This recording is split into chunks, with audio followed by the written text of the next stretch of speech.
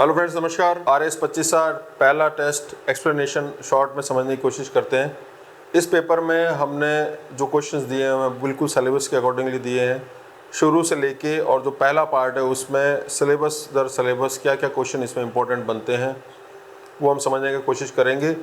कुछ जो बचे हुए टॉपिक्स हैं जो ऐसा लगता है इनमें प्रश्न पूछे जाने थे, वो जब पूरे वाले पेपर होंगे, कंप्लीट पेपर सेट होगा, उसमें भी कुछ कवरेज हो जाएगा। तो ये पेपर अगर आप बेसिस बना के अपना पहला पार्ट आप तैयार करोगे हिस्ट्री का, राजस्थान की हिस्ट्री का, एंशिएंट और मिडिवल पार्ट का, तो आप ये पाओगे कि इसके जैसे ऐसे मिलते जुलते क्वेश्चन आपको ज़रूर मिलेंगे। बहरहाल हम ज़्यादा टाइम वेस्ट नहीं करेंगे, एक एक करके क्वेश्चन समझने की कोशिश करते हैं। पहला क्वेश्चन जो आपका वो है, पूछा बागोर के बारे में। अब ये बागोर इसलिए इम्पोर्टेंट है, ये भारत में मध्य पाषाण काल का पहला ऐसा इम्पोर्टेंट प्लेस है जहाँ पर animal husbandry, animal rearing, domestication of animals, पशुपालन, पशुओं का पालतूकरण का उदाहरण मिलता है। एक साथ कई हड्डियों का जमावड़ा मिलता है। तो बहुत ही इंपॉर्टेंट टॉपिक है, इंडिया के जीएस में भी पूछा जाता है। तो बागोर के बारे में एश्योर रहिए कि कोई ना कोई क्वेश्चन बहुत इंपॉर्टेंटली बनता है। इसमें 3 कथन इसमें दिए गए हैं कि ये जो है मध्य पाषाण काल का बिल्कुल कोठारी नदी के किनारे है, बिल्कुल ठीक है। तीसरा जो है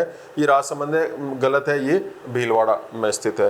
दूसरा क्वेश्चन हम बात करेंगे कालीबंगा की। तो कालीबंगा जब मनुष्य ने पत्थरों का प्रयोग करते हुए धीरे धीरे बड़े पत्थरों का पहले यूज़ किया निम्न पूरा पाषाण काल में, फिर पत्थर थोड़े छोटे हुए, पहले कोर उपकरण थे, फिर फ्लेक हुए, मध्य पूरा पाषाण, उत्तर पूरा पाषाण, फिर मध्य पाषाण, फिर नव पाषाण, और उसके बाद में कैलकोलिथिक एज।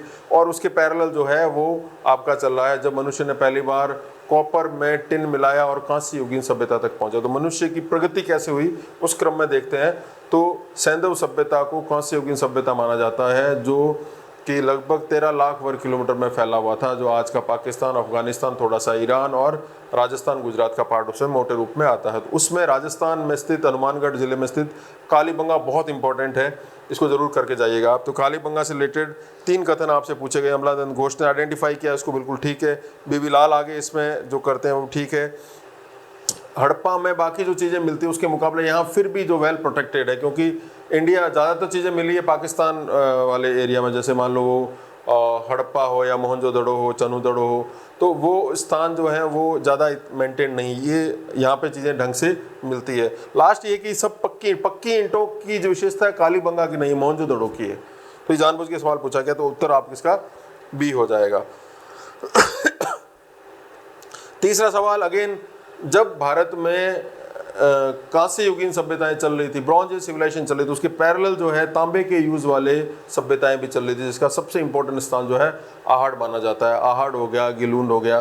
तो इनसे संबंधित जो है ताम्र पाषाण कालीन, कैलकोलिथिक या चालकोलिथ भी बोलते हैं उसको, उसकी खास बात यह है कि मनुष्य तांबा यूज करना सीख गया था, अभी पत्थरों का ज़्यादा प्रयोग कर रहा था और एक लाल काले प्रकार के मृदभांडों का यूज करता था। उनकी झोपड़ियाँ कैसे होती थी, कैसे वो रहते थे, उसके बारे में प्रश्न पूछा गया। तो अब इसमें जो प्रश्न है वो ये बोल रहा है कि which of the following pre historical sites of Rajasthan correspond to the chalcolithic period, कि इसमें से कौन सी जो है वो ताम्रपाषाण काल को बिलोंग करती है। तो अब इसमें बालाथल ताम्रपाषाण की बहुत बड़ी साइट है, उदयपुर जिले में स्थित है ये।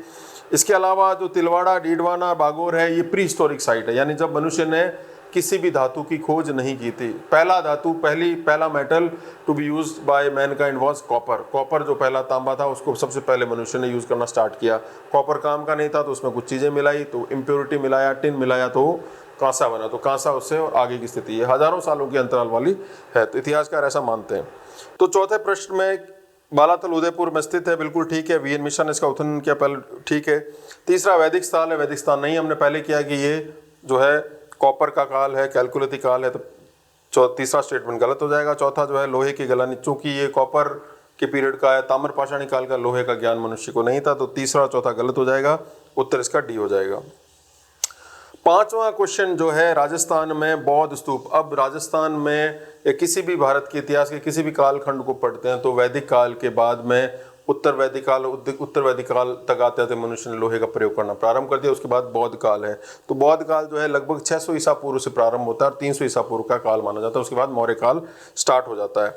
तो राजस्थान में इसमें से कौन सा ऐसा स्थान है जहाँ पर बौद्ध स्तूप इत्यादि मिलते हैं? उत्तर इसका डी है। काफ़ी फेमस जगह है ये, भीम डूंगरी, यहाँ से भीम डूंगरी हो गया, बैराट हो गया, जो भाबरू का अभिलेख इत्यादि जो मिलते हैं, बीजक पहाड़ी है, ये सारे जो स्थान हैं ये बौद्ध युगीन, ये 5-6 जगहों के आप नाम मोटा मोटी आपको याद रखने। छठा प्रश्न, निम्नलिखित में से कौन सा पुरातात्विक स्थल आहड़ के लिए प्रयुक्त नहीं? अब आहड़ के लिए कुछ फेमस नेम है, जैसे धूलकोट हो गया, ताम्रवती नगरी हो गया, आघाटपुर हो गया, ये तीनों जो है आहड़ के नाम है। बालाकोट इसमें शामिल, बालाकोट एक अलग जगह है, तो उसका उत्तर हो जाएगा बी। सातवां प्रश्न, निम्नलिखित में से कौन सा सुमेलित नहीं है? अब एक तरफ जो है आपको दिए हुए हैं पुरातात्विक स्थल है, और दूसरी तरफ जो दिए गए हैं वो दिए गए हैं कि इनके नदियों के कौन कौन सी नदियों के किनारे है। तो गणेश्वर, कांतली, बागोर, कोठारी, गिलून, बनास, सी उत्तर जो है। रेड एक जगह है जो कि पुराना टाटा नगर माना जाता है, लोहे की वहाँ पे काफी स्थान मिलते हैं। ये वो ज़्यादातर सभ्यताएं 15-20 सभ्यताएं हैं, जिसमें जो आपके चाहे सोनारी की सभ्यता हो, ओजियाना की सभ्यता हो, अमजेरा की सभ्यता हो, ऐसी नलियाकोट की सभ्यता हो, ऐसी 20-25 सभ्यताओं की मैं आपको लिस्ट दे दूंगा, जिनके बारे में आपको ध्यान रखना है मोटा मोटी किस युग की कहाँ पर स्थित है, और एक आदि कोई इंपॉर्टेंट चीज वहां से मिलती है। तो रेड जो है वो पार्वती नदी किनारे नहीं, उत्तर हो जाएगा आपका सी। आठवां प्रश्न अगेन प्री हिस्टोरिक पीरियड से रिलेटेड है, आहड़ के बारे में पूछा गया। अब आहड़ इतना इंपॉर्टेंट है, जैसे कालीबंगा इंपॉर्टेंट है, जैसे बागोर इंपॉर्टेंट है, वैसे आहड़ इंपॉर्टेंट है।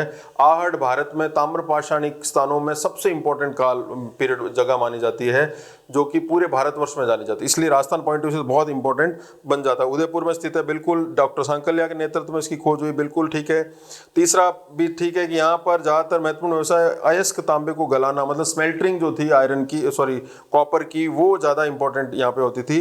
अब इसमें है कि आहड़ के उत्खनन में लोहे के बने उपकरण नहीं मिले हैं। अब जनरली हम ये मानते हैं कि ताम्र पाषाण कालीन जो स्थान होते हैं वहां पर केवल तांबा मिलेगा, ऐसा नहीं है, लोहा मिलता है लेकिन वो आगे के युग का है। तो ये कहना कि लोहा नहीं मिलता है वो गलत है। तो उत्तर इसका आपका हो जाएगा 1, 2 और 3। 9वां प्रश्न, एक तरफ पुरातात्विक स्थल है, दूसरी तरफ जो है उनके उत्खनन करता है, ये बड़े बड़े पुरातात्विक स्थल है। तो आहड़ की खोज अभी मैंने कहा डॉक्टर सांकल्या ने की, कालीबंगा की खोज भी लाल ने की, मतलब उनमें शामिल थे 4 इंपॉर्टेंट लोग थे। बालाथल की खोज VN मिश्रा करते हैं, रेड की दयाराम शास्त्री और KN पुरी करते हैं, उत्तर हो जाएगा इसका बी फॉर बॉम्बे। 10वां प्रश्न, कालीबंगा के संदर्भ में निम्नलिखित कथनों में से कौन सा कथन सत्य नहीं है? Which of the following statement is और are not true or correct with respect to Kalibanga? अब कौन सा गलत है वो बताना है। दशरथ शर्मा ने कालीबंगा को सिंधु घाटी सभ्यता की तीसरी राजधानी कहा, ठीक है, माना जा सकता है। हड़प्पा थी, मोहनजोदड़ो थी, तीसरी जो थी ये कालीबंगा मानी जाएगी। फिर कालीबंगा पुरा स्थल के दक्षिण पश्चिम में जुता हुआ खेत मिलता है, मतलब कालीबंगा ऐसा स्थान है जहां से प्लग फरोज मिलते हैं। भारत में पहला ऐसा स्थान है जहां पर हल्की रेखा के चिन्ह मिलते हैं। मिक्स्ड क्रॉपिंग का उदाहरण वहां पे मिलता है। तो ये जो स्थान है ये कालीबंगा के जो उत्खनन का जो पार्ट है उसके दक्षिण पश्चिम है, साउथ वेस्ट में, जो कि उल्टा है, दक्षिण पूर्व में है। तो ये आपका स्टेटमेंट इसका गलत हो जाएगा केवल 2। इसके अलावा कालीबंगा में एक साथ 2 फसलें उगाई जाती थी, मिक्स क्रॉपिंग में आपको बोल रहा हूँ होती थी। तो 10वें का उत्तर हो जाएगा डी फॉर दिल्ली। 11वां प्रश्न अगेन 3-4 सभ्यताएं दे रखी है और उनकी लोकेशन दे रखी है। अब बागोर मैंने आपको बताया भीलवाड़ा में, रंगमहल हनुमानगढ़ में है, रेड जो है टोंक में है, और गिलून जो है वो आपके राजसमंद में है। तो उत्तर हो जाएगा बी फॉर बॉम्बे। अगला प्रश्न, which of the following statement is और are true? Microliths have been found in the excavation of Bagor. Only 5 copper equipments have been found in Bagor excavation. A large number of cottages of 3 or 4 rooms made of mud bricks have been found in Bagor. The inhabitants of Bagor were non-vegetarian but had learned to do agriculture. अब ये जो 4 कथन है, इसमें जो तीसरा कथन आप गौर से देखिए, बागोर में कच्ची ईंटों से बने हुए 3 या 4 कमरों के मकान अधिक संख्या में। अब अगर कोई ऐसी सभ्यता जहां पर 3 और 4 कमरों के मिलते हो तो सुन के भी हमें जो है थोड़ा सा वो है अजीब लगेगा। इसका जो उत्तर है कि ज़्यादातर जो यहाँ पर जो मिलते हैं वो ईंटों के नहीं, पत्थरों के घर मिलते हैं, और वो भी उसमें भी 1 या 2 घर ही जो है, 1 ही 2 कमरों के घर ही आपको नॉर्मली मिलते हैं। तो उत्तर हो जाएगा आपका 1, 2 और 4 सी। 13वां प्रश्न, निम्नलिखित पुरा स्थलों में से कौन सा स्थल निम्न पुरा पाषाण, निम्न लोअर जो पैलियोलिथिक एज है, लोअर पैलियोलिथिक एज जो है वो स्टार्ट आपके हो जाती है 5 लाख वर्ष से स्टार्ट माना जाता है, जब ह्यूमन बीइंग जो है होमो सेपियंस सेपियंस बन रहा था। उस समय मनुष्य बड़े बड़े पत्थरों का यूज करता था। तो वो पत्थर जो ज़्यादातर हमें अरावली नदी के पूर्व में मिलते हैं, ज़्यादातर चित्तौड़ में नगरी के पास एक स्थान है वहाँ से, ठीक है, एक इंद्रगढ़ न की जगह भानपुरा से मिलते हैं, ठीक है। तो ये कुछ ऐसी जगहें हैं जहाँ से हैंडेक्स जो है कल्चर्स इंडिया में मिलते हैं। तो अब इसमें जो है जगहें पूछी गई है, जायल, डीडवाना में एक जगह इसका नाम है श्रृंगी तालाब, बहुत इंपॉर्टेंट प्रश्न है, इंडिया के जीएस में भी पूछा जाता है। श्रृंगी तालाब जो है प्री हिस्टोरिक साइट्स में पैलियोलिथिक एज का माना जाता है। और तीसरा नगरी। बागोर जो है मध्य पाषाण काल का, पूरा पाषाण काल का नहीं है, और इसमें तो निम्न पूरा पाषाण काल पूछा गया, तो उत्तर 1, 2, 3 हो जाएगा। 14वां प्रश्न, राजस्थान में पुरातात्विक सर्वेक्षण कार्य सर्वप्रथम किसने किया? CS कार्लाइल को माना जाता है राजस्थान में इसका जनक माना जाता है आर्कियोलॉजी, तो पहला उत्तर हो जाएगा इसका। 15वां प्रश्न, बूढ़ा पुष्कर। अब बूढ़ा पुष्कर पुरास्थल से प्राप्त उपकरण किस प्राग ऐतिहासिक काल के? थोड़ा सा टिकलिस प्रश्न है। बूढ़ा पुष्कर जो है वहां पर भी पत्थर मिलते हैं, तो उत्तर पूरा पाषाण काल के पत्थर जो है, जिसमें पॉइंट, ब्यूरिन इत्यादि बहुत पतले पतले यूज होते थे, और आगे उसको भाले के आगे लगा के उसको फेंकते थे। चर्ड, क्लेसिडोनी वगैरह इसके बने हुए मिलते थे। उत्तर हो जाएगा A। 16वां प्रश्न, निम्नलिखित पुरातात्विक स्थलों में से कौन सा पुरातत्व स्थल चित्तित शैलाश है? यानी यहाँ पर ऐसी कौन सी जगह जहाँ पे पेंटेड रॉक शेल्टर्स मिलते हैं? अब पेंटेड रॉक शेल्टर्स, जैसे इंडिया का जीएस पढ़ते हैं तो हम भीमबेटका के बारे में पढ़ते हैं कि वहाँ पे पुराने टाइम मनुष्य ने कुछ चित्रकारी वगैरह की, राजस्थान के पॉइंट ऑफ व्यू से भी इंपॉर्टेंट है। 3 जगहें आपको रट्टा मारना पड़ेगा, जो है वो बैराट है, सोनपुरा और हरसोल। अब ये 3 जो है, और गणेश्वर जो है वो कैलकोलिथिक एज का है, ताम्रपाषाण का, तो ये अपने आप इसमें एलिमिनेट हो जाएगा। उत्तर हो जाएगा B फॉर बॉम्बे, 1, 2, 3। 17वां प्रश्न, काल दे रखा है और दूसरी तरफ जो है वो जगहें दे रखी है, इनको मैच करना। निम्न पूरा पाषाण कालीन में जो सबसे पुराने स्थलों में जो मिलता है राजस्थान में वो है नगरी चित्तौड़ में। मध्य पाषाण में, मध्य पूरा पाषाण में जो मिलता है, मध्य पाषाण और मध्य पूरा पाषाण में बहुत फर्क है, ठीक है। 5 लाख साल से स्टार्ट हो जाता है, 50,000 तक, सॉरी 50,000 40,000 से स्टार्ट हो जाता है मध्य पूरा पाषाण काल, जबकि मध्य पाषाण बहुत आगे जाके स्टार्ट होता है। तो मध्य पूरा पाषाण काल का अगर स्थान देखा जाएगा, चांपाखेड़ी है। उच्च पूरा पाषाण काल का बूढ़ा पुष्कर है, और मध्य पाषाण काल का तिलवाड़ा है। तो ये उत्तर हो जाएगा, उत्तर माना जाएगा आपका D। बागोर और तिलवाड़ा मध्य पाषाण काल के बहुत इंपॉर्टेंट मेसोलिथिक एज जिसको बोला जाता है। 18वां प्रश्न, कि कहाँ ऐसी जगह है जहाँ पर जो है रिंग वेल्स यानी वलय कुएं मिलते हैं, यानी गोलाकार कुएं मिलते हैं, रिंग वेल्स इनको कहा जाता है, वो कहाँ पर प्राप्त होते हैं? तो रेड और नो, ये आपको याद रखना, ये लोह युगीन काल से प्रारंभ होते हैं इंडिया के अंदर। आहड़ और गिलूण जो है ताम्रपाषाणी काल है, उस समय तक इंडिया में, भारत में कहीं भी वलय प्रकार के जो गोल वाले कुएं नहीं बनते थे, तो ये आपको याद रखना पड़ेगा। हनुमानगढ़ में स्थित है एक जगह जिसका नाम है रंग महल। अब रंग महल से क्या क्या आर्कियोलॉजिकल एविडेंसेस मिलते हैं, उस पर प्रश्न पूछा गया है। पहला है कि कुषाण कालीन तथा उसके पूर्व काल की 105 तांबे की मुद्राएं मिलती है, पहला कथन सही है। पक्की हुई मिट्टी की उत्कृष्ट मूर्तियां प्राप्त होती है, यहाँ पे जो बेकेड, जो जिसको बोला जाएगा बेकेड क्ले, उसकी जो है आपको यहाँ पर स्कल्पचर आपको मिलेगी। रंग महल के निवासियों का मुख्य भोजन गेहूं, मोटा अनाज था, वे चावल से अन्य भिज्ञ थे। ये प्रश्न जो है, अभी तीसरा स्टेटमेंट जो है वो अपने आप में जो है वो गौरतलब है कि क्या ऐसा था? तो इसका सिंपल सा उत्तर है कि रंग महल के निवासियों को चावल की जानकारी भली भांति मालूम थी, they were well aware of rice. तो ये जो है इसका स्टेटमेंट यहाँ पर आपका गलत हो जाएगा, और इसका उत्तर हो जाएगा 1 और 2। 20वां प्रश्न, निम्नलिखित में से कौन सा सुमेलित है, कौन सा सुमेलित नहीं है? तो एक तरफ जो है वो दिया हुआ है आपके स्थान, और दूसरी तरफ दे रखा है उसके जिले। एक जगह है जोधपुर। जोधपुर जो है वो भी कैलकोलिथिक एज का बहुत बड़ा कॉम्प्लेक्स माना जाता है, काफ़ी आगे तक चलता है इसका। तो इसमें मिलाना है कि कौन सा सुमेलित नहीं है। तिलवाड़ा बाड़मेर में स्थित है, झाड़ोल डूंगरपुर में स्थित है, ओजियाना भीलवाड़ा में स्थित है।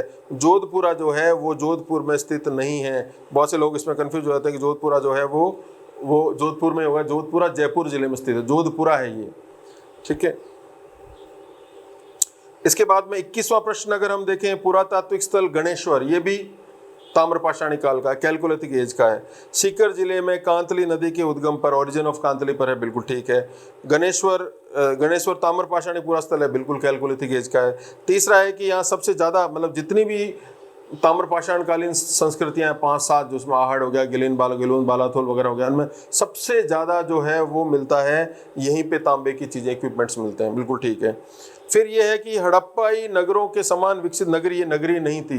देखिए हड़प्पा की सभ्यता जो है वो नगरी सभ्यता, अर्बन सिविलाइजेशन थी, जबकि कैलकोलिथिक जितनी भी है उनमें और में स्ट्राइकिंग डिफरेंस यही है कि एक गाँव की सभ्यता, एक शहर की सभ्यता है, तो इसलिए ये पिछड़ी भी मानी जाती है। तो चौथा स्टेटमेंट गलत हो जाएगा। इस तरह से उत्तर आपका हो जाएगा बी फॉर बॉम्बे। अगला सवाल 22वां सवाल, निम्नलिखित ताम्रपाषाणी पुरास्थलों में से सर्वाधिक ताम्र सामग्री किस पुरा हुआ? अगेन गणेश्वर, हम पहले इसको रिपीट कर चुके हैं। 23वां प्रश्न कि कौन से पुरास्थलों से लोह गलाने के साक्ष्य मिलते हैं? लोह गलाने के मतलब जहाँ आयरन को गलाना सीख गए थे, आयरन ओर को। देखिए आयरन ओर जो होता है, लोह का अयस्क जो होता है, उसको गलाने के लिए बहुत हीट चाहिए होती है। हीट तब आप पैदा करोगे जब आपको कोयले के बारे में जानकारी हो। तो आपको कोयला मिले, फिर उसको आप जलाओ, फिर उस प्रोसेस को आगे रखो, फिर उससे लोहा गला के लो। ये बहुत ही उस समय के हिसाब से देखा जाए मनुष्य इतना डेवलप्ड नहीं था, तो कैसे इसको अचीव करा होगा, इसलिए प्रश्न बनता है। ईसवाल, सोनारी और रेड तीनों ही जो है अपनी आयरन स्मेल्टिंग के लिए जाने जाते हैं। उत्तर हो जाएगा ये सभी डी। 24वां प्रश्न अगेन आयरन, जब लोहे की खोज होने के बाद की सभ्यता यहाँ आ रही है। रेड, बूटिया, गणेश्वर और नगरी। गणेश्वर तो हालांकि कैलकुलेटिक है, तो रेड जो है वो आपके ढील नदी के किनारे है, बूटिया जो है वो कंदमाली नदी किनारे है, गणेश्वर जो है कांतली नदी किनारे, और नगरी जो है वो चित्तौड़ के पास में बेडस नदी के किनारे। उत्तर हो जाएगा बी फॉर बॉम्बे।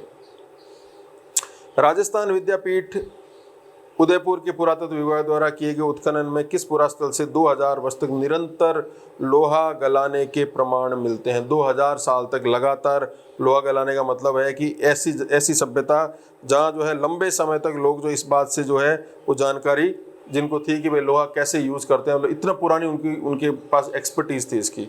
तो उत्तर है ईसवाल। ईसवाल फेमस जगह है, ये आयरन ओर के लिए जानी जाती है। 26वां अगेन पुरातात्विक स्थल। अब आप ये जो प्रश्न कर लेंगे, इसके बाद में आपको ज़्यादा वापस टेक्स्ट पढ़ने की आवश्यकता है, आप इन्हीं क्वेश्चंस को रिवाइज कर लीजिएगा। तो आपको जो है अगर इस पोर्शन से प्रश्न आएंगे तो आपको पक्का मिल जाएंगे प्रश्न। एक तरफ पुरातात्विक स्थल है, दूसरी तरफ उत्खनन सामग्री है। बागोर से क्या मिलता है? रंगमिल से क्या मिलता है? सोनारी से क्या मिलता है? नगरी से क्या मिलता है? बागोर से मिलता है लघु पाषाण उपकरण। मध्य पाषाण काल के जो उपकरण होते हैं उनको सूक्ष्म पाषाण कहा जाता है, माइक्रोलिथ्स। तो लघु को आप सूक्ष्म पाषाण समझ लीजिए। तो बागोर से मिलते हैं सूक्ष्म पाषाण। रंगमहल से मिलते हैं कुषाण शासकों के सिक्के, पहले वाले प्रश्न में हमने कर लिया। सोनारी से लोह की भट्टियां मिलती, इससे पहले वाले में 3 जगह देखी, उसमें सोनारी था। और नगरी जो है वो शिवी जन, अब नगरी जो है पूर्व निम्न पूरा पाषाण काल का भी है, लेकिन बाद में यहाँ जब राज्य बनने स्टार्ट हुए, जनपद बनने स्टार्ट हुए, तो ये वो जगह थी जो शिवी जनपद के रूप में जानी जाती थी, नगरी। तो ये भी इंपॉर्टेंट है। उत्तर हो जाएगा आपका बी। 27वां प्रश्न, गुप्तोत्तर कालीन प्रस्तर की महिषासुर मर्दिनी की प्रतिमा कौन से पुरातात्विक स्थल से प्राप्त होती है? अब जो है ये पीरियड है गुप्तोत्तर काल। अब सीधा गुप्तोत्तर काल में आ गए, क्योंकि एंशिएंट में ऐसा कुछ बहुत इंपॉर्टेंट है नहीं जो बीच का पीरियड में आपसे पूछा जा सके। तो इसमें थोड़ा सा जो है आपके इंग्लिश का जो वर्जन है गड़बड़ हो गया, इसमें नगरी जो है वो आना चाहिए, इसकी बजाय जो है वो सिटी आ गया है। तो ये थोड़ा सा मैं माफ़ी चाहूँगा, इसको मैं ठीक करवा लेता हूँ। तो नगर एक जगह है जो कि टोंक में स्थित है, और नगरी जो है वो चित्तौड़गढ़ में स्थित है। तो उत्तर इसका जो है वो हो जाएगा आपके टोंक नगर। अगला प्रश्न 28वां प्रश्न, कौन से पुरातात्विक स्थल से प्रस्तर की विशालकाय यक्ष की प्रतिमा? देखो, एक यक्ष और यक्षिणी एक ऐसे कुल के लोग माने जाते हैं जिनकी पूजा की जाती है, जो देवता और ईश्वर के मध्य माने जाते हैं। ये ब्राह्मण धर्म यानी हिंदू धर्म में भी माने जाते हैं, बौद्ध धर्म में भी माने जाते हैं, जैन धर्म में भी माने जाते हैं। तो इनकी मूर्तियां मिलती है, ठीक है। और वो कब मिलती है? जब आर्य काल का प्रारंभ से लेके और गुप्तोत्तर काल के बीच में। तो फेमस जो है वो मिलती है नोह से। नोह, भगवानपुरा और अतरंजी खेड़ा, ये 3 जो हैं ये माने जाते हैं फेमस हैं इस चीज़ को लेकर कि ये जो है यक्ष यक्षिणी की मूर्तियों के लिए जाने जाते हैं। लोह युगीन यहाँ से प्रारंभ हो गया, तो नोह से मिलती है। इसको जाख बाबा की मूर्ति भी कहा जाता है। एक बार आरएस में पूछा गया प्रश्न। 29वां प्रश्न अगेन 4 स्थान पूछे गए हैं, और उसमें कौन सा सुमेलित है? नगर टोंक से 6000 मालव सिक्के मिलते हैं, बहुत बड़ा जो है सिक्कों का अखाड़ा मिलता है, ठीक है। रेड में जो है मृदबांड के ऊपर स्वस्तिक बना हुआ मिलता है, स्वस्तिक का इमेज इसमें मिलेगा आपको रेड पॉट पे। और आहड़ से 79 जो है लोहे के उपकरण यहाँ से मिलते हैं। तो उत्तर हो जाएगा डी, ओजियाना लोह की भट्टियाँ। 30वां सवाल की 4 पुरातात्विक स्थल हैं, 4 उसके जो है कौन से काल को, कौन से पीरियड को बिलोंग करते हैं, बरोर, तिलवाड़ा, ओजियाना और सुनारी। अब जो बरोर और बागोर में बहुत से लोग कंफ्यूज होते हैं। बरोर जो है वो इंडस वैली सिविलाइजेशन का माना जाता है, तो सैंधव काल होगा। तिलवाड़ा अगेन जो हमने बागोर और तिलवाड़ा मध्य पाषाण काल के हैं। ओजियाना जो है वो ताम्र पाषाण काल की बस्ती है, और सुनारी जो है वो वैदिक काल की। तो उत्तर हो जाएगा इसका सी फॉर कैलकाटा। 31वां प्रश्न, जोधपुरा किस नदी के किनारे? जयपुर में साबी नदी के किनारे। जोधपुरा बहुत इंपॉर्टेंट है ताम्रपाषाणिक और उसके बाद की कल्चर के हिसाब से अगर देखा जाए तो, क्योंकि बहुत बड़ा कॉम्प्लेक्स, एक पूरी सीरीज मिलती है वहाँ पे सभ्यताओं की। कोटा जिले में आदि मानव के चित्रित शैल, अब ये बहुत इंपॉर्टेंट क्वेश्चन कई बार आरपीएससी ने पूछा है कि जो रॉक शेल्टर्स हैं जहाँ पर लोग चित्रित शैलाश्रय जो मिलते हैं, उनका एक फेमस जगह इसका नाम है आलनिया। आलनिया देखिए, एग्जैक्ट वर्ड इज आलनिया। तो ये कोटा जिले में है और जो है ये प्री हिस्टोरिक साइट्स मानी जाती है। 33वां प्रश्न, बैराट। अब बैराट बौद्धकालीन जगह है, तो बैराट के उत्खनन से क्या क्या चीजें पता चलती है? बैराट क्षेत्र से पुरा पाषाण युगीन उपकरण प्राप्त हुए हैं। बौद्ध काल है, बौद्ध काल की प्रतिनिधि साइट है, लेकिन पूरा पाषाण काल से मिलता। तो ऐसा इसका मतलब क्या हुआ? एक ही जगह पर एक सभ्यता आ रही है, खत्म हो रही, दूसरी सभ्यता आ रही, खत्म हो रही, एक ही जगह पर धीरे धीरे ग्रो हो रही है। उसका रीजन ये हो सकता है कि वहां पर कोई पास में ऐसा नदी का स्रोत रहा हो, या पानी का स्रोत रहा, या आजीविका का स्रोत रहा होगा। तो बैराट की पहाड़ियां गणेश डूंगरी, बीजक डूंगरी, भींग डूंगरी में चित्रित शैलाश्रय प्राप्त हुई, ये भी सही स्टेटमेंट है। तीसरा है कि ताम्र पाषाण युग के अवशेष भी प्राप्त हो। पूरा पाषाण के बाद में जो पाषाण युग के बाद में तांबे का काल आ गया, उसके बाद में लोहे का काल आ गया, बौद्ध काल आ गया। फिर बैराट से ताम्र पाषाण उपकरणों का निर्यात सैंधव केंद्रों यानी सैंधव सभ्यता, इंडस वैली सिविलाइजेशन को एक्सपोर्ट करते थे। तो चारों कथन इसके सही माने जाएंगे। 34th क्वेश्चन, एक स्क्रिप्ट है, एक कोडेड लिपि है जिसको शंख लिपि कहा गया, ये बार बार रिपीट होता है। तो शंख लिपि के बारे में कौन सा कथन सत्य नहीं है, गलत है, वो आपको बताना है कि शंख लिपि पूरा पाषाण युगीन मानव की अभिव्यक्ति। थोड़ा सा भी आप दिमाग लगाएंगे, मनुष्य को लिखना जो है, भारत में मनुष्य के लिखने का प्रसंग जो है वो तब से माना जाता है जब आद्य इतिहास प्रोटो हिस्ट्री प्रारंभ हो जाता है। प्रोटो हिस्ट्री स्टार्ट होती है इंडस वैली सिविलाइजेशन यानी सैंधव सभ्यता। तो सैंधव सभ्यता से पहले का जो भी काल है मनुष्य को लिखना नहीं आता था। तो पूरा पाषाण काल, मध्य पाषाण काल, नवपाषाण काल में मनुष्य लेखन कला से अनअवेयर था, अनभिज्ञ था। तो उत्तर इसका बी हो जाएगा, बी गलत है इसका, मतलब दूसरा स्टेटमेंट गलत है। अगेन बुद्ध काल, और बुद्ध काल से बौद्ध अवशेषों में भाबरू का अभिलेख बहुत इंपॉर्टेंट माना जाता है, जो अशोक को बिलोंग करता है, जो मौर्य काल का तीसरा शासक है। तो अब इसमें बताने सही कौन से गलत कौन से। 1837 में बीजक डूंगरी से कर्नल टॉड ने अशोक के भाबरू अभिलेखों की खोज की। 1837 का जो काल है वो जो है वो इसका काल नहीं माना जाएगा, तो कर्नल टॉड तो अभी था ही नहीं वहाँ पे। तो अशोक से रिलेटेड जिन जिन लोगों ने खोज की है, चाहे वो उसमें टिफेन थेलर रहा हो, ठीक है, चाहे वो जॉर्ज आपके बाद में जो अलेक्जेंडर कनिंगम रहे हों, या बाद के जो एक्सकेवेटर्स जो रहे हैं, 1837 तक जो है कर्नल टॉड कैसे खोल, क्योंकि वो महाराजा सज्जन सिंह के टाइम के थे। तो पहला स्टेटमेंट अपने आप में हमें जो है देखने में भी गलत नजर आता है। दूसरा है कि ये जो अभिलेख है, भाबरू का अभिलेख अशोक ने जो लिखवाया है, बौद्ध धर्म को समर्पित पत्थर के लेख लिखवाए हुए हैं, ये जो है बाद में एशियाटिक सोसाइटी ऑफ कोलकाता में चले गए, क्योंकि उस समय कोलकाता राजधानी होती थी। वहाँ पर उन्होंने एक एशियाटिक सोसाइटी जो इंडोलॉजी का, प्राच्य विद्या का अध्ययन करती थी, जो भी तांबे के सिक्के, लोहे के सिक्के, चांदी के सिक्के जो मिलते थे, अभिलेख मिलते थे, उन सबको वहाँ पे जो कलेक्ट करके रखते। दूसरा स्टेटमेंट सही। तीसरा कि इसमें अशोक जो है बौद्ध त्रिरत्नों के प्रति अपनी श्रद्धा, अपनी लॉयल्टी को शो करता है। बुद्धम शरणम गच्छामि, धम्मम शरणम गच्छामि, संगम शरणम गच्छामि। तो तीनों के प्रति अपनी श्रद्धा को ये प्रूव करता है। तो 2 और 3 जो है इसका सही उत्तर होगा, उत्तर हो जाएगा सी। अगला, अगेन पुरातात्विक स्थलों में हड़प्पा संस्कृति के केंद्र कौन कौन से हैं? हड़प्पा में कालीबंगा के अलावा भी राजस्थान और उसके आसपास के एरियो में कुछ जगह है जहाँ पे वो मिलते हैं हड़प्पा स्थल, जब मनुष्य कांसे की खोज कर चुका था। लगभग ये जो पीरियड जो है वो 3500 से लेके और जो है 2000 ईसा पूर्व के आसपास का काल है, 1500 साल का काल है। तो कालीबंगा है, बरोर है, और आपका रोपड़ है पंजाब में। बागोर जो है वो मध्य पाषाण कालीन साइट है, इसलिए इसमें से निकल जाएगी 1, 2 और 4, उत्तर हो जाएगा ए फॉर आगरा।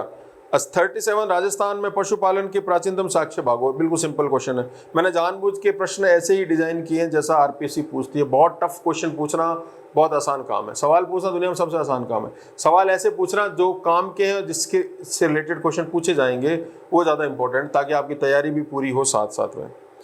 अच्छा, अगला जो प्रश्न ये है कि राजस्थान में जो मुद्राएं मिलती हैं, मनुष्य ने सबसे पहले मुद्राएं बनाई बौद्ध काल में। पहली जो सिक्के मिलते थे उनको ऊपर उन्होंने स्टाम्प लगाया, स्टाम्प जो है नहीं, पंचमार्ग कॉइन उनको बोला जाता था, उसमें लेखन नहीं होता था। फिर धीरे धीरे सिक्के, तो सिक्के भी इतिहास का बहुत बड़ा सोर्स माने जाते हैं और राजस्थान में बहुत सिक्के मिलते हैं। तो सिक्कों पर प्रश्न पूछे गए, सिक्कों की शैली क्या है, स्टाइल क्या है कॉइनेज की। तो Adivaraha styled coins, Malava Ganas coins, Chandoli coins और कलदार कॉइन्स है। अब कलदार जो है थोड़े चमक वाले से मान लीजिए, ये लोहे का ज़्यादा यूज होता है। तो सबसे पुराने जो हैं वो माने जाएंगे मालव, फिर गन्स जो थे, रिपब्लिकन्स थे, उनकी कॉइन्स है। मालव सबसे पुरानी है, उसके बाद में आदिवरा की, यानी जब वैष्णव रिलीजन आ गया था, उसके बाद में चांदोड़ी है, उसके बाद में कलदार है। उत्तर हो जाएगा ए। अगला अगेन, अब ये भी सिक्कों से रिलेटेड एक जगह है, बहुत फेमस जगह है जिसका नाम है नगला छैल, भरतपुर में स्थित है ये। तो यहाँ से 1800 सिक्के मिले हैं गुप्त काल के। तो ये पॉइंट जगह आपको याद रखनी है।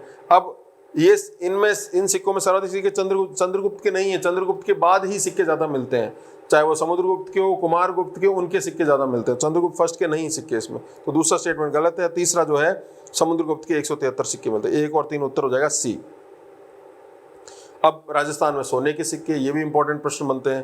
तो अब देखिए क्वेश्चन जैसे धीरे धीरे आपका पेपर कैसे डेवलप हो रहा है, पहले प्री हिस्ट्री से हम धीरे धीरे स्टार्ट करते हुए अब सोर्सेज की तरफ आ रहे हैं। सोर्सेज में अब हम जो है सबसे पहले सिक्के उठा रहे हैं, उससे पहले हमने जो खुदाई हुई उसमें चीज़ें वो करी, सिक्के, अब इसके बाद में अभिलेख, फिर किताबें, फिर राजवंश, फिर ऐसे चलेंगे हम। तो 40वां प्रश्न, स्वर्ण मुद्राएं, गोल्ड कॉइन्स राजस्थान में कहाँ कहाँ से जो प्राप्त हुई है। तो 2 ही जगह जहाँ से मिलती है, एक तो आरपीसी ने कई बार, हजारों बार ये प्रश्न पूछा है, उस जगह का नाम है बयाना। नोह से सिक्के नहीं मिलते, एक आधा सिक्का मिलता है पर ग्रुप नहीं मिलते हैं। नोह वगैरह जो है वहाँ पे लोहे के उपकरण मिलते हैं, नोह नहीं आएगा। बयाना है, जो बयाना में नगला छैल गांव जो है वो पहले चर्चा इसमें कर चुके हैं। इसके बाद में दूसरा जो है उस जगह का नाम है रेड, गलती से भेड़ हो गया, इसको आप ठीक कर लीजिएगा, ये रेड है। तो उत्तर हो जाएगा आपका बी, बैराट से सिक्के नहीं मिलते हैं। अगेन सिक्के जारी करता राज्य, ढींगला, विजयशाही, झाड़शाही, रामशाही, बहुत सिंपल क्वेश्चन है, बार बार पूछा जाता है। इन सिक्के उनको चलाने वाले, ज्यादातर सिक्के जो है अंग्रेजों से संधियों करने के बाद राजाओं ने निकाले हैं। तो ढींगला जो है वो मेवाड़ में मिलते हैं, विजयशाही जो है वो मारवाड़ में मिलते हैं, झाड़शाही जो है वो जयपुर में मिलते हैं, रामशाही जो है वो राम सिंह के नाम पर बूंदी में। उत्तर सी। 42वां प्रश्न, अगेन सिक्के और उनके सामने उनके स्टेट्स के नाम दे रखे हैं। सालिम शाही जो है प्रतापगढ़ में सही है, लक्ष्मण शाही बांसवाड़ा में सही है। अभी डब्बू शाही जो है वो जयपुर में नहीं है, और पदम शाही जो सलूम्बर में है। तो ये भी आपके, एक लल्लू शाही भी मिलेंगे आगे आपको जो मारवाड़ के हैं। 43वां प्रश्न, अब जो है ये प्रश्न थोड़ा मिक्स कर दी, तो अभी इसमें सीधा परमार वंश आ गया। परमार वंश के बारे में प्रश्न पूछा गया है। अब परमार वंश में 3-4 चीज़ें आपको ध्यान में रखने लायक है। पहला ये कि परमार जो थे वो मालवा से आए, फिर उन्होंने राजस्थान में वागड़ में अपनी जगह बनाई, ठीक है, राजधानी बनाई अर्थुना को, अघाटपुर जैसे अर्थुना को बताएगा, औदकपुर को कहा गया। दूसरी जो है उन्होंने आहड़ के जो है परमार वंश की स्थापना की, किराड़ू और भीनमाल वाले उसकी स्थापना की, जालोर के परमार वंश की स्थापना की। उनमें 1-2 इंपॉर्टेंट शासक है। सबसे इंपॉर्टेंट शासक जो है वो माने जाते हैं आबू के। तो आबू वालों में, और वो आए हैं बेसिकली, आबू और मालवा जो है बिल्कुल साथ साथ में चलते हैं, उनके ऊपर प्रश्न पूछा गया है। तो मालवा में, मालवा चूंकि एमपी में आता है तो उस मेन इसका एमपी कंसर्न रहेगा, राजस्थान नहीं रहेगा। मुंज जो था उसने क्या किया, अपने बेटे अरण्य राज को आबू का क्षेत्र दिया। मतलब ये कैसे वंश चले। दूसरे पुत्र था चंदन, उसको जालौर दे दिया। तीसरा उसका भाई का बेटा था जिसका नाम था दूशल, उसको भीनमाल और किराड़ू दे दिया। और चौथा जो है बाड़मेर जिले में स्थित किराड़ू भी कुछ समय परमाणु के अधीन था। तो ये चारों आपकी नॉलेज के लिए, इसलिए इसको उत्तर जो है सभी कथन इसके सत्य हैं, ताकि आपको ध्यान रहे आबू के परमाणु में या मालवा के परमाणु से राजस्थान में परमार वंश कैसे स्प्रेड होता है। ये 4 कथन ही आपको याद रखने, बाकी कुछ नहीं पढ़ना। 42वां प्रश्न, अब आबू के जो इंपॉर्टेंट शासक हुए हैं उनमें एक शासक है जिसका नाम है प्रहलादन। अब प्रहलादन के बारे में सोमेश्वर नाम का एक राइटर है जिसने किताब लिखी कीर्ति कौमुदी, उसका प्रोटैगनिस्ट, उसका नायक जो है प्रहलादन है। फिर पृथ्वीराज ने जब अटैक किया नाइट में 1187 में जब आबू के ऊपर, तो उसमें प्रहलादन बहुत वीरता से लड़ा और उस हमले को व्यर्थ कर दिया, विफल कर दिया, द्वाट कर दिया उसको। उस पर उसने किताब खुद ने लिखी है, पार्थ पराक्रम व्यायोम। तो इसमें कौन सा कथन सत्य कौन सा नहीं? तो पहला कथन में मैंने आपको बोला कि प्रहलादन कीर्ति कौमुदी का नायक है, जबकि यहाँ पर क्या लिखा है, धारावर्ष। तो पहला कथन गलत है, दूसरा कथन सही है। उत्तर हो जाएगा बी फॉर बॉम्बे। 45वां प्रश्न अगेन परमार वंश से रिलेटेड है। अब इसमें परमारों के समय में परमारों के और गुजरात के चालुक्य अनिल पाटन जिनकी राजधानी या अनिलवाड़ा जिनकी राजधानी, उनमें आपस में लड़ाई चलती थी। तो आबू का परमार शासक जब हार गया तो वहां पर चालुक्यों का विमल देव आता है और वो आके वहां पर एक मंदिर का निर्माण करवाता है जिसका नाम है विमल वसही मंदिर। वसही वसदी यानी जैनों के मंदिर को बोला जाता है, तो वसही कहलाते हैं। ये मंदिर जो है वो तीर्थंकर नेमिनाथ को समर्पित है। गलत, ये तीर्थंकर ऋषभदेव को समर्पित है, जो पहला तीर्थंकर आदिनाथ जिनको कहा जाता है। पहला स्टेटमेंट गलत। दूसरा ये कि सोम सिंह के समय में एक और जैन मंदिर बनता है, इसका नाम है लूण वसई मंदिर, दोनों देलवाड़ा में स्थित है। लूण वसई मंदिर बोल रहा है कि ये जो है अपने पुत्र लूण वसई अनुपमा देवी के श्रेयार्थ बनवाया उन्होंने, लेकिन ये जो है बोल रहा है कि तीर्थंकर आदिनाथ को समर्पित नहीं है, ये नेमिनाथ को समर्पित है। तो दोनों ही जो स्टेटमेंट क्या कर दिए, इनको स्वाइप कर दिया, आपस में स्वैप कर दिया इसमें, तो दोनों ही कथन गलत होंगे। उत्तर हो जाएगा बी। 46वां प्रश्न अगेन सिक्कों का क्रम चल रहा था, बीच में कुछ मिक्स करने के लिए क्वेश्चन डाल दिए। 46वां प्रश्न अगेन बूंदी जैसलमेर धौलपुर शाहपुरा और उनकी मुद्राएं, तो इनको मैच करना। बूंदी में चेहरे शाही मिलता है, जैसलमेर में अक्खे शाही मिलता है, धौलपुर में तमंचा शाही मिलता है और शाहपुरा में 11 संध्या नाम की सिक्के मिलते हैं। 47वां प्रश्न अगेन मुद्राएं और उनको जारी करने वाले शासक मैच करना है, कौन सा इसमें सुमेलित नहीं है। कटार शाही बूंदी का है, हाली जयपुर का, रूरल या रुपया जो है मारवाड़ का है, राव शाही करौली का, ये गलत है। 48वां प्रश्न अगेन जो है वो राजवंशों से रिलेटेड है, बीकानेर से रिलेटेड प्रश्न पूछे गए हैं। राव बीकानेर नेरा जाट के साथ मिलकर बीकानेर नगर की स्थापना की। राव बीका को पहला स्टेटमेंट सही है, हमने बीकानेर पढ़ा था उसमें मैंने दिया हुआ स्टेटमेंट। राव बीका को मारवाड़ के राव सूजा ने निष्कासित कर दिया था, गलत है। तीसरा बिट्टू सूजा ने अपने ग्रंथ राव जैसिक छंद में राजपुताने का कर्ण कहा है, गलत है। चौथा है बिट्टू सूजा ने अपने ग्रंथ राव जैसिक छंद में राव जैसी और काबुल के कामरान के वर्णन किया है, बिल्कुल ठीक है। तो उत्तर हो जाएगा 1 और 4। 49 का जो है अगेन बीकानेर से रिलेटेड है कि कौन सा कथन सत्य है। मुंशी देवी प्रसाद ने गंगा राय सिंह को राजपूताने का कर्ण कहा, अब आपको उत्तर मिल गया होगा इसमें, पहला। दूसरा जो है बीकानेर के राव कल्याणमल ने राव गंगा सांगा के लिए खानवा के युद्ध में भाग लिया था, बिल्कुल ठीक है। साहेबा का युद्ध कल्याणमल और मालदीव में, गलत है ये, ठीक है। साहेबा पाहेबा का युद्ध इसको बोला जाता है, तो उत्तर हो जाएगा 1 और 2। तो ये बीच में कुछ राजवंशों के क्वेश्चन डाल दिए। अगेन उसी स्ट्रीम में चल रहे हैं हम। अब सिक्कों के बाद में अभिलेखों पे प्रश्न। पहला इंपॉर्टेंट अभिलेख है घोसुंडी का अभिलेख। घोसुंडी के अभिलेख पर पिछली बार भी आरपीएससी ने प्रश्न पूछा है। अब घोसुंडी का अभिलेख क्या बोलता है कि the inscription of 2nd century BC, दूसरी शताब्दी जो है उसकी ईसा पूर्व का काल है। घोसुंडी चित्तौड़ में गाँव है, वहां से मिलता है, बिल्कुल ठीक है साहब।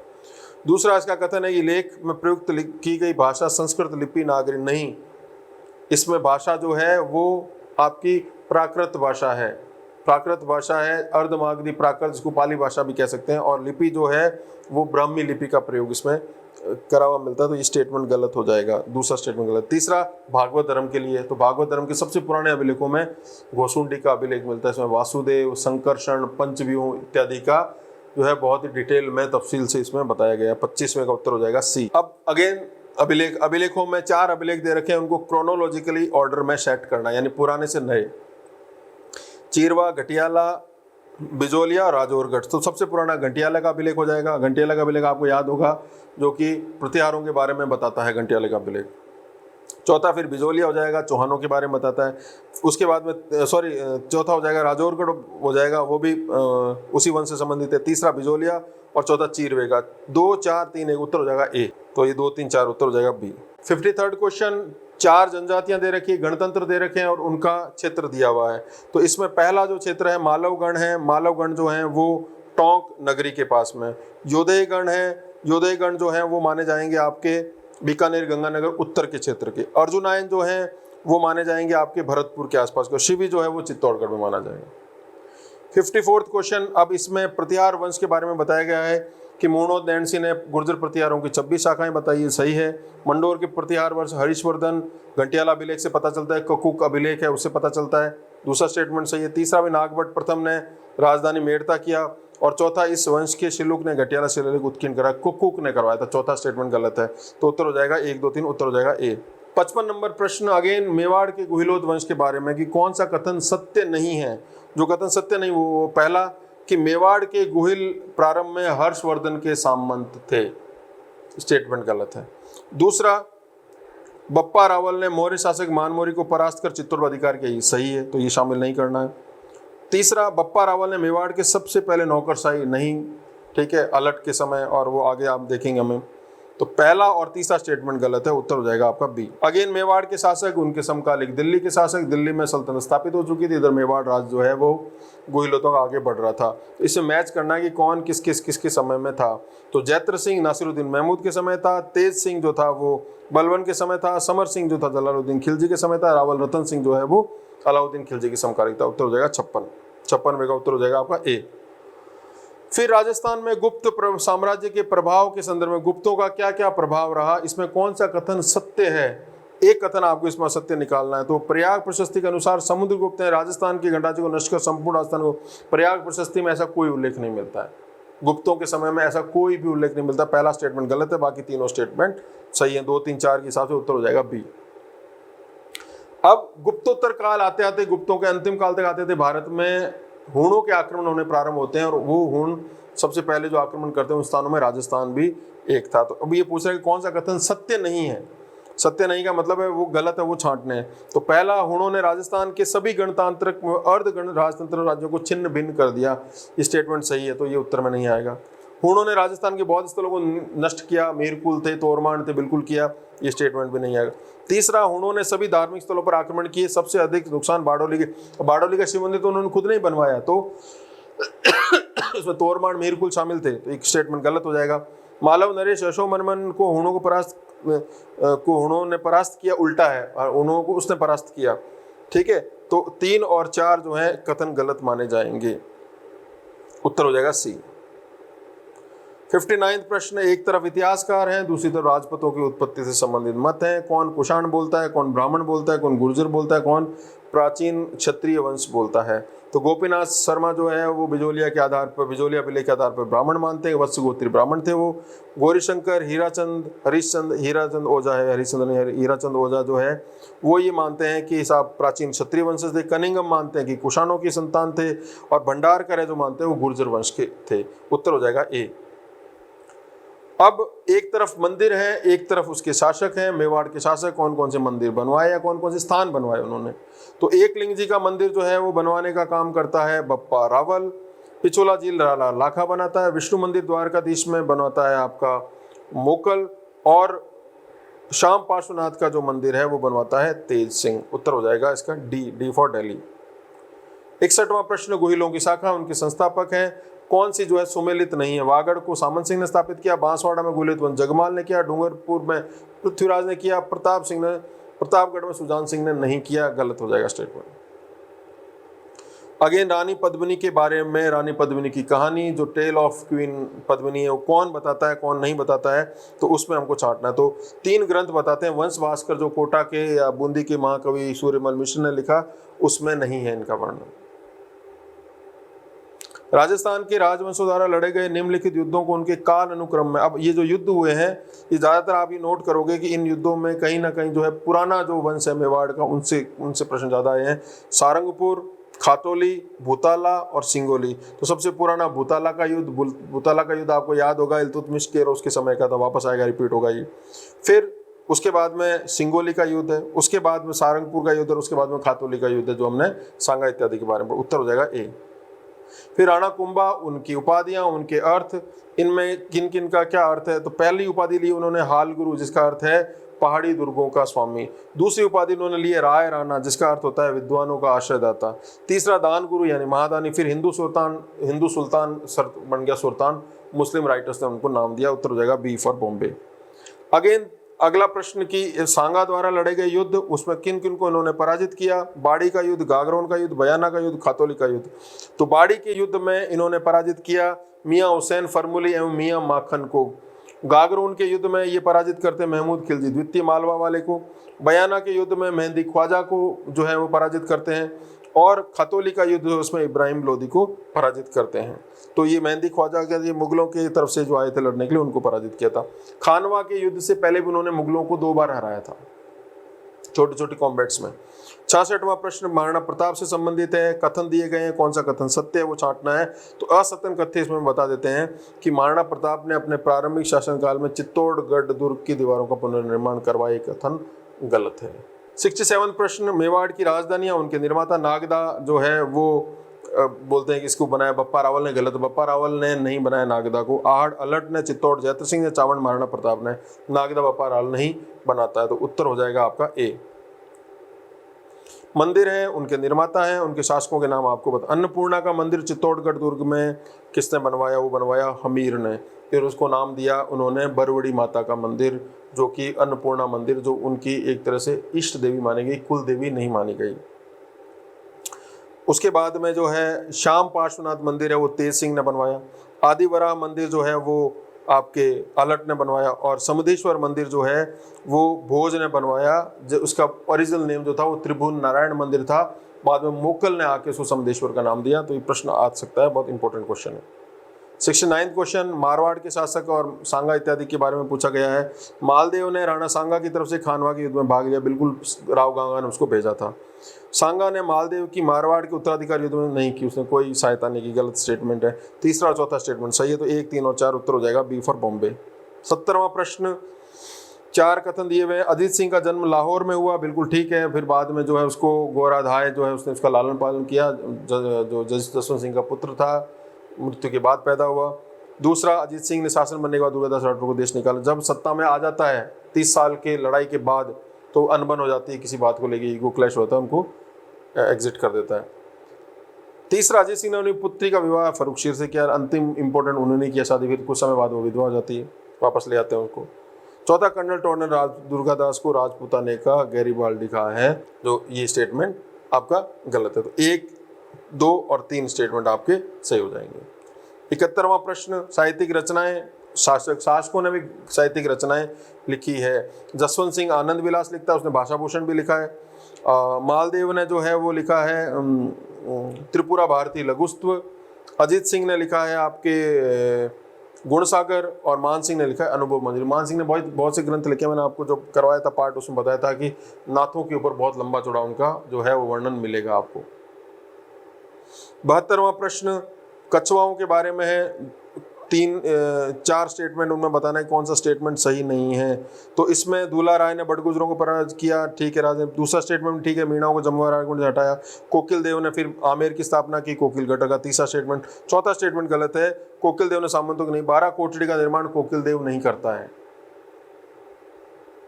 सवाई जयसिंह के संदर्भ में, अब ये भी सवाई जयसिंह जयपुर के राजाओं के संबंध में आपको गलत स्टेटमेंट बताना। तो गलत स्टेटमेंट ये है कि सवाई जयसिंह ने जयपुर, दिल्ली, मथुरा, प्रयाग, बनारस में वैधशालाएं बनवाई, इसमें उज्जैन नहीं दिया हुआ, इसलिए स्टेटमेंट गलत हो जाएगा। 5 जगहों में उज्जैन शामिल था, तो ये आपका जो है प्रयाग जो है इसको निकालना पड़ेगा, प्रयाग की जगह उज्जैन था। तो ये 1, 2 और 4 उत्तर हो जाएगा इसका। अगला जो टॉपिक है वो चौहान राजवंश और संस्थापकों में से माना जाएगा। तो शाकंभरी के चौहानों के संस्थापक वासुदेव हैं। रणथंभौर वालों का गोविंदराज है, भाई है उसका पृथ्वीराज का।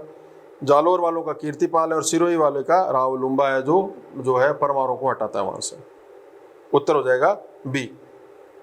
हुरडा सम्मेलन 1774, इसमें कौन सा स्टेटमेंट सत्य है? पहला स्टेटमेंट सत्य, मराठों के लिए लाया गया। दूसरा ये है कि जयसिंह द्वितीय ने ट्राई की थी कि उसी को अध्यक्ष बनाए, इसलिए उसी की परसुएंस थी सारी। जयसिंह द्वितीय की अध्यक्षता जयसिंह ने नहीं की थी, मेवाड़ के शासक ने की थी। तो इसी से जो है जगत सिंह को बनाया, इसी से वो दुखी हो गया था, ये असफल हो गया था ये। तो 1, 2 और 4 इसका माना जाएगा। इसमें फिर तय किया था रामपुरा में मिलेंगे, एकजुटता नहीं बन सकी। उत्तर हो जाएगा सी। 76वां प्रश्न, इनमें से कौन सा मैच नहीं करता? तो हमीर आसो ने हमीर आसो चंद बरदाई ने नहीं लिखा है, तो ये हट जाएगा इसमें से। उत्तर हो जाएगा सी। 77वां प्रश्न, मेवाड़ के शासक 4 स्टेटमेंट दे रखे, 2 स्टेटमेंट दे रखे हैं, इनमें हमको मैच करना है कि तेज सिंह व इल्तुतमिश के बीच में भूताला का युद्ध 1227 में हुआ, गलत स्टेटमेंट है, ये जैद सिंह और इल्तुतमिश के बीच में हुआ। फिर जैद सिंह के समय में मेवाड़ चित्रकला का प्राचीनतम ग्रंथ श्रावक प्रतिकरण चूर्णी जो चित्रित हुआ, ये भी गलत है, तेज सिंह के समय हुआ। तो उत्तर हो जाएगा ना ही 1 ना ही 2। फिर मेवाड़ के शासन में जो है कथन पूछे गए हैं कि मेवाड़ में रण सिंह के पुत्र क्षेम सिंह ने रावल शाखा का निर्माण किया, जो ज़्यादा एल्डर थे। राहा सिसोदा जागीर मिलती है, उसके जो वंशज थे वो कहलाए राणा। तो दोनों स्टेटमेंट ठीक है। रानी पद्मिनी के बारे में जो है पूछा गया है कि 1303 ईस्वी में चित्तौड़ आक्रमण संबंधी साहित्यिक स्रोतों मिलान करें, कौन सा मिलता है कौन सा नहीं मिलता। तो काकासूरी ने नवीनंदना जीर्णोद्धार प्रबंध लिखा, जायसी ने पद्मावत लिखा, जयतमाल ने गोरा बादल की चौपाई लिखा है, चौपाई है इसमें, आप वो कंफ्यूज मत होना। जियाउद्दीन बर्नी ने फतुह सलातीन नहीं लिखा, ईसामी ने लिखा है। तो चौथा स्टेटमेंट तो इसमें गलत हो जाएगा। मेवाड़ के शासक हमीर के बारे में बताइए कौन सा कथन असत्य है। तो असत्य में फिरोज शाह तुगलक व राणा हमीर के मध्य लड़ाई को सिंगोली की लड़ाई कहते हैं, मोहम्मद बिन तुगलक और उसके बीच की सिंगोली कहते हैं, बाकी के सभी सही हैं। 81वां प्रश्न, मेवाड़ के राणा कुंभा के शासनकाल में कौन सा कथन असत्य है। तो महाराणा कुंभा के समय में मेवाड़ हाड़ौती के मध्य सिसोदिया हाड़ों के बैर का सूत्रपात होता है, पहले हो जाता है, कुंभा के समय में नहीं होता है। ठीक है, मोकल को मारा जाता है, इवन लाखा के समय में ये जो है वो स्टार्ट हो जाता है जब लाल सिंह उसको मार देता है। तो ये गलत है, उत्तर हो जाएगा डी। महाराणा कुंभा के समय निम्नलिखित समय निर्मित मंदिरों का कौन सा कुंभलगढ़ में स्थित नहीं है। तो त्रिभुवन नारायण मंदिर जो है वो आपके कुंभलगढ़ में नहीं, चित्तौड़गढ़ में स्थित है, जो आगे जाके समितेश्वर मंदिर बनता है। उत्तर हो जाएगा बी। अपने 84 घावों शूरवीरता के लिए प्रसिद्ध मेवाड़ के राणा सांगा के शासनकाल में वो युद्धों पर विचार कीजिए कि इसमें कौन कौन सा है। तो इसमें पहला स्टेटमेंट सही है, दूसरा स्टेटमेंट सही है, तीसरा स्टेटमेंट सही है, चौथा स्टेटमेंट जो है 27 मार्च 1527 में बाबर के खिलाफ खानवा की लड़ाई में राणा सांगा पराजित हो युद्ध के मैदान में नहीं, वहाँ नहीं मारा गया, बाद में उनको ले जाया गया, उसके बाद में वो जो है उनको जो है वो मृत्यु प्रदान की गई थी। तो और दूसरा स्टेटमेंट भी इसी में गलत है। बाबर अपनी जीत का श्रेय जो है अपनी आर्टिलरी को नहीं देता, अपने तोपखाने को नहीं देता, अपने तीरंदाजों को देता, अपने आर्चर्स को देता, अपने धनुर्धरों को देता है। तो ये स्टेटमेंट गलत। 84वां प्रश्न, चित्तौड़ दुर्ग के शासकों के बारे में पूछा गया है। सिसोदिया शासकों के समय में सभी शाखों में तत्कालीन शासक सूर्य सभी नहीं मारे गए। दूसरे शाखे में विक्रमजीत था, वो कहीं और था। ठीक है, और एक में जो उदय सिंह के समय में हुआ उसमें उदय सिंह वहाँ नहीं था, 2 शासक तो थे ही नहीं, केवल रतन सिंह जो है एक शाखे में गया है। तो ये 84वां प्रश्न का उत्तर हो जाएगा ए। मेवाड़ 85वां क्वेश्चन, मेवाड़ के इतिहास, हल्दी घाटी की लड़ाई। अब हल्दी घाटी युद्ध के पश्चात मुगलों द्वारा चित्तौड़ में कत्लेआम व लूट का आदेश दिया गया, नहीं दिया गया। मान सिंह ने कोई लूट नहीं करवाई, कोई कत्लेआम का आदेश नहीं दिया। इस वजह से अकबर 2 से 3 महीने तक उससे नाराज रहा, उससे बातचीत नहीं की थी, दरबार में भी उससे सीधे मुंह बात नहीं की। दूसरा, हल्दी घाटी युद्ध के पश्चात उदयपुर नगर का प्रशासक जलाल खां खोरची को बना, इसका नाम मोमिनाबाद रख दिया गया, ये भी गलत है, जगन्नाथ कछवाहा को बनाया गया था उदयपुर का। तो दोनों ही कथन असत्य, उत्तर हो जाएगा डी। 86वां क्वेश्चन, महाराणा प्रताप के दरबार का बहुत बड़ा विद्वान चक्रपाणि मिश्र है। उन्होंने उस समय जल संरक्षण पद्धति के ऊपर एक बहुत बड़ा ग्रंथ लिखा, उसको वृक्ष आयुर्वेद विश्व वल्लभ भी नाम दिया जाता है। इस किताब में के अलावा ये राज्याभिषेक पद्धति, मुहूर्त वाला व्यवहार, चारों इसकी किताबें हैं। विश्व वल्लभ को माना जाता है मिडिवल इंडिया में वाटर कंजर्वेशन का मार्वल पीस है, मतलब बहुत ज़बरदस्त। इसमें जल संरक्षण की पद्धतियों के बारे में इतना डिटेल में लिखा गया है कि आज भी लिखना मुश्किल है। एक्वीफायर्स के बारे में उस समय लिखता है, अलग अलग तरह के वाटर रिजर्वियर्स के बारे में लिखता है। तो ये 86वां क्वेश्चन विश्व वल्लभ पर RS में मेंस में क्वेश्चन पूछा जा चुका है। मेवाड़ राजवंश के संदर्भ में असत्य कथन की पहचान करें। तो इसमें जो सेकंड स्टेटमेंट है, महाराणा राज सिंह और औरंगजेब के मध्य अनबन का मुख्य कारण राज सिंह द्वारा मुगल उत्तराधिकार युद्ध में औरंगजेब के विरुद्ध दारा शिकोह का साथ देना था, नहीं था, उल्टा था, उसने दारा शिकोह का साथ नहीं दिया था। तो ये कहना कि उसने, ये स्टेटमेंट गलत हो जाएगा। उनकी आपस में शुरू में बनी लेकिन बाद में अनबन होगी, कई कारण थे उसके, वो मैंने आपको स्ट्रीम पढ़ाया। तो 87 का उत्तर हो जाएगा बी। 88 में महाराणा राज सिंह के शासनकाल में कौन सी घटना नहीं घटी, जयसमंद झील नहीं बनी, जयसिंह के समय बनी। तो ये तो स्टेटमेंट अपने ए उत्तर, इजी क्वेश्चन है। अच्छा, कौन से शासक के समय में सहेलियों की बाड़ी, सीमारमा गांव में वैद्यनाथ मंदिर, वैद्यनाथ प्रशस्ति, नाहर मगरी के महल, उदयपुर महलों में चीनी चित्रशाला बने, महाराणा संग्राम सिंह द्वितीय सी। 90वां प्रश्न, मेवाड़ के शौर्यपूर्ण इतिहास में राजकुमारी कृष्णा कुमारी को जहर दे दिया गया तो कौन सा पात्र इससे रिलेटेड नहीं था? यशवंत राव होलकर था, दौलत राव सिंधिया था, आमिर खान पिंडारी था, भीम सिंह था, जगत सिंह था, मान सिंह था, सदाशिव घाटगे था, लेकिन कर्नल टॉड नहीं था। तो उत्तर हो जाएगा ए। 91 देबारी समझौता 1708 में जो हुआ और में मेवाड़ के तहत महाराणा जगत सिंह द्वितीय ने आमेर की तरफ से सवाई जयसिंह, और ये देबारी माना जाता है कि हुड्डा से पहले समझौता हुआ था, तो ये स्टेटमेंट सही है। दूसरा ये कि इसकी अध्यक्षता अमर सिंह द्वितीय ने की, वो गलत है, ये जो है वो जगत सिंह के समय का था, तो एक कथन सही है, दूसरा गलत, उत्तर हो जाएगा ए। 92nd क्वेश्चन, जेम्स टॉड ने राजस्थान की सामंत व्यवस्था को इंग्लैंड के फ्यूडल सिस्टम के समान माना है, ये तो ठीक है।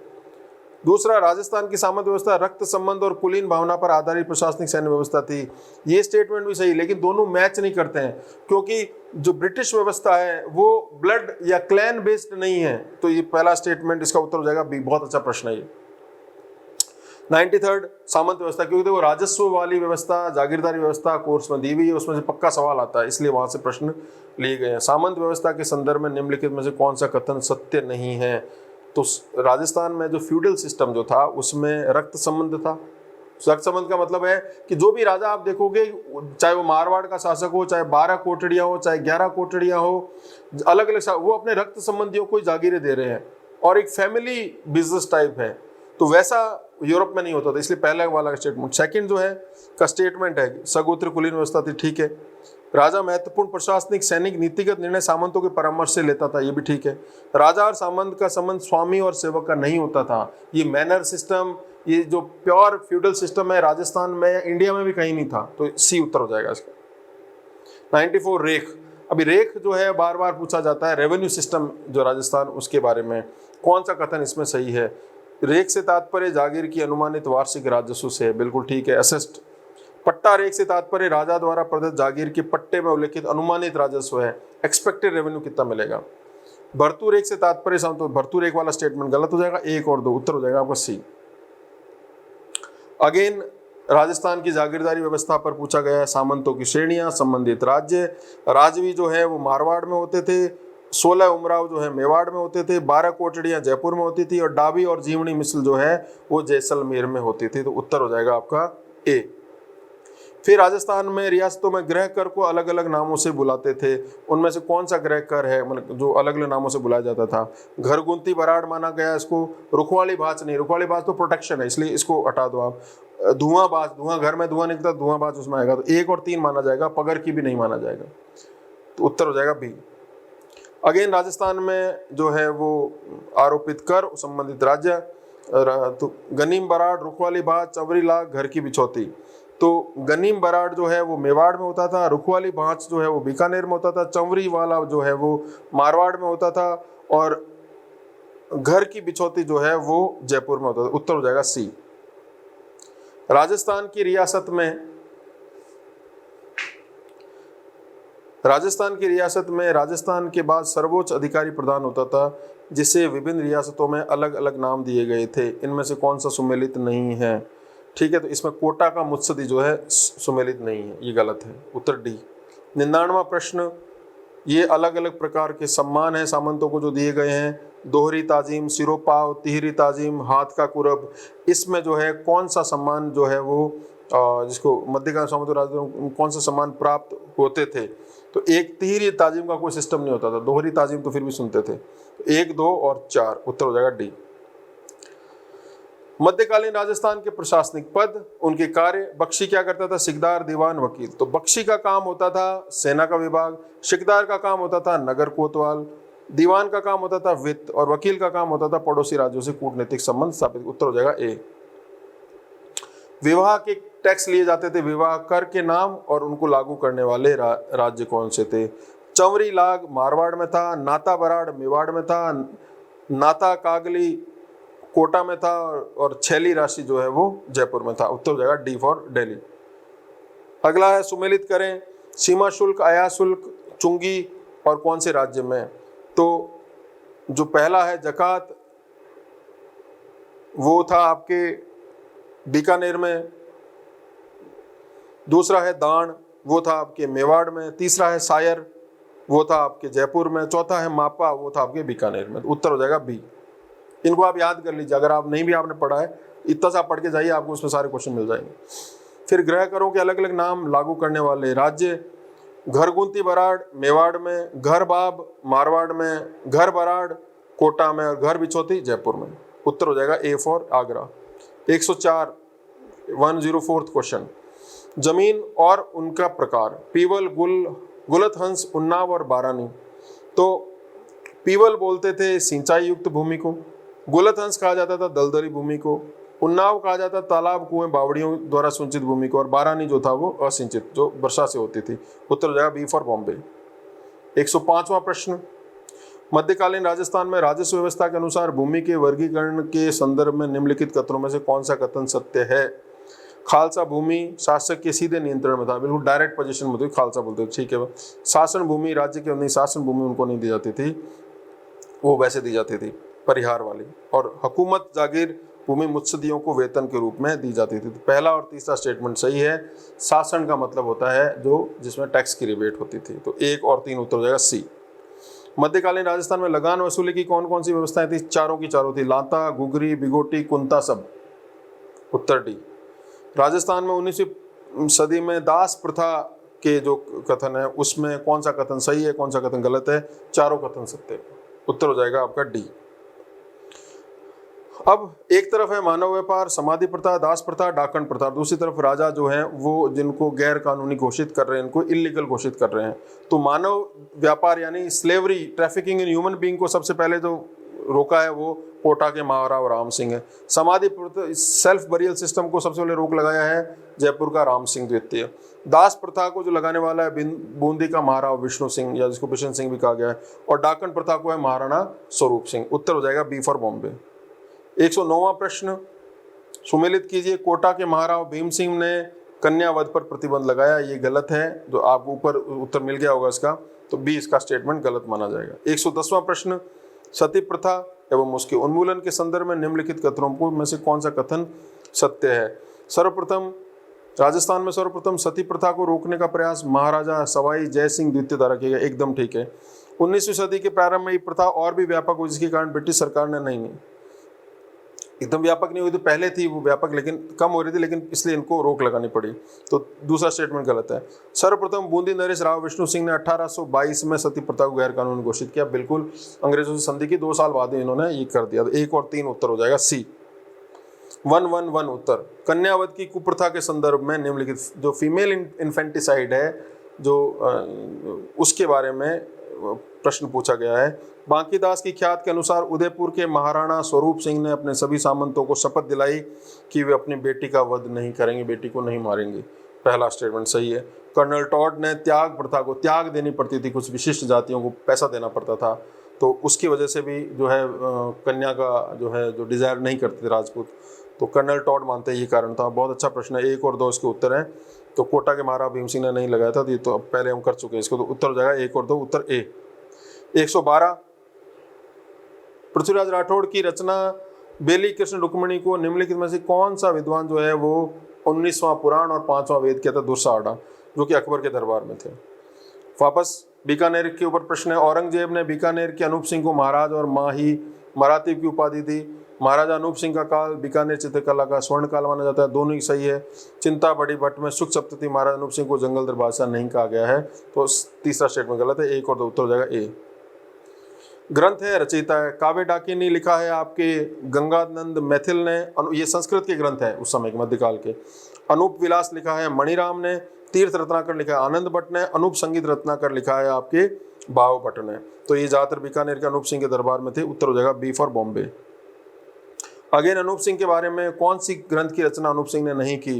अनूप विवेक, काम प्रबोध, श्राद्ध प्रयोग, चिंतामणि, तीनों करी है। अनूप संगीत विलास नहीं करी, ऊपर आ चुका है ये ग्रंथ, इसलिए छोड़ दीजिए इसको। उत्तर हो जाएगा ए, नहीं उत्तर हो जाएगा आपका इसका बी। 116वां प्रश्न, महाराजा गंगा सिंह बीकानेर तीनों गोलमेज सम्मेलनों में भाग लिया। प्रथम विश्व युद्ध के बाद में वर्साय संधि में भी गए। चीन के बॉक्सर विद्रोह को दबाने के लिए भी गए। तीनों स्टेटमेंट सही, उत्तर सही डी। 117 रणथंभौर के चौहानों के ऊपर है। तो रणथंभौर के चौहान वंश की स्थापना कुतुबुद्दीन ऐबक की सहायता से पृथ्वीराज तृतीय के पुत्र गोविंद राज ने कही, ये सही है। वाघभट्ट के शासनकाल में बलबन ने रणथंभौर को, नहीं गलत, हमीर रणथंभौर चौहान का अंतिम शासक था, उसके बाद में वो जो है अलाउद्दीन खिलजी का आक्रमण ध्वस्त हो जाता है। 1 और 3 सी। हमीर देव चौहान के बारे में लिखे गए ग्रंथों को जो है वो मिलान कीजिए। हमीर महाकाव्य नयन चंसूरी लिखा है, हमीर हट चंद्रशेखर ने, हमीर आसो सारंगधर ने, हमीर प्रबंध जो है वो अमृत कलश ने लिखा है। उत्तर हो जाएगा बी फॉर बॉम्बे। निम्नलिखित कथनों में से कौन सा कथन सत्य है? राजस्थान का पहला साका रणथंभौर दुर्ग में हुआ, जिसमें रानी गंग देवी ने पद्म तालाब में कूदकर जल जोहर किया। बिल्कुल ठीक। अलाउद्दीन खिलजी के ने हमीर सेनापति रणमल और रतिपाल से दुर्ग में प्रवेश का मार्ग का पता लगाया, ये भी ठीक है। और तीसरा स्टेटमेंट जो है दुर्ग विजय के समय अमीर खुसरो अलाउद्दीन, ये भी ठीक है। तो तीनों स्टेटमेंट से उत्तर हो जाएगा डी फॉर दिल्ली।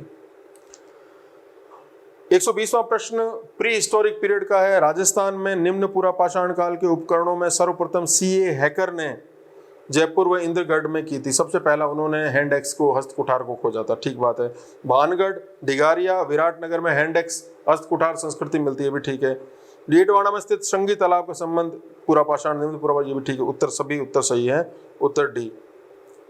तो 120 प्रश्न आपके टॉपिक्स के। अब जो है करंट अफेयर्स के क्वेश्चन। करंट अफेयर्स के क्वेश्चन में बहुत ज़्यादा कोई एक्सप्लेनेशन है नहीं। इसमें 30 क्वेश्चन जो करंट अफेयर्स के हैं, ज़्यादातर क्वेश्चन स्पोर्ट्स या अवार्ड से पूछे जाते हैं, वैसे प्रश्न पूछे गए हैं। 67 सीनियर नेशनल कबड्डी टूर्नामेंट के संदर्भ में कौन सा कथन सत्य है, कौन सा कथन सत्य नहीं है? तो कौन सा कथन सत्य नहीं है मैं वो आपको बता देता हूँ। टूर्नामेंट में हिमाचल प्रदेश की महिला टीम ने गोल्ड जीता, ये स्टेटमेंट गलत है। इसके अलावा नेशनल कबड्डी टूर्नामेंट राजस्थान विश्वविद्यालय में आयोजित किया गया। इंडियन रेलवे की पुरुष टीम ने गोल्ड जीता था और पुरुष टीम ने सिल्वर मेडल जीता था। तो उत्तर आपका इसमें हो जाएगा, एक सेकंड, इसमें उत्तर आपका हो जाएगा, कौन से स्टेटमेंट आपको सही बताने हैं। सही में अगर इसका उत्तर हो जाएगा टूर्नामेंट में इंडियन रेलवे की पुरुष टीम ने गोल्ड जीता और पुरुष टीम का सिल्वर मेडल सेना ने जीता। तो 2 और 4।